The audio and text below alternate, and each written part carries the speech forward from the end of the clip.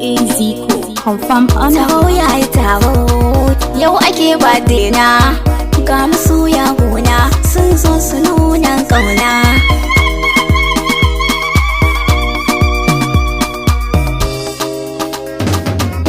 A yau ake birthday tima irin katon waka ki sha'aninki tima ga jiga dubu na masoya. A yau ake birthday tima irin katon waka ki sha'aninki tima ga jiga dubu na masoya. A yau ake yin birthday na jama'a kuna nuna kauna ni ce tima yar fillo na gode masoya.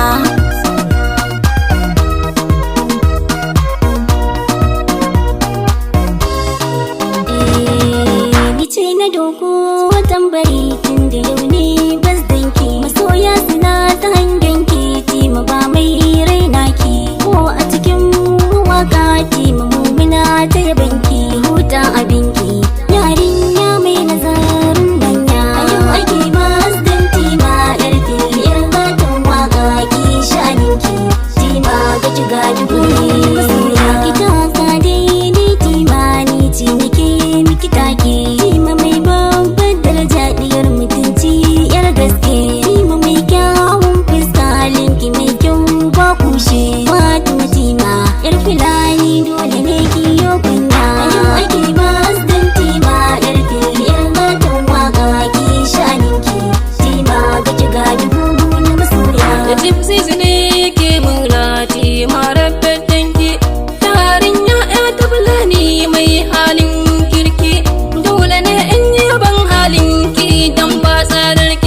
Happy birthday to you, tima, iri fillo mai waka.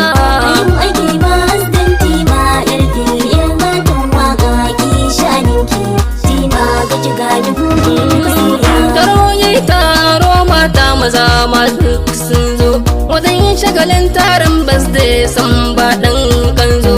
Mutanen gari ne nesa duk kowa ya zo. Da tafi ne mai waka amanar tima iri fillo.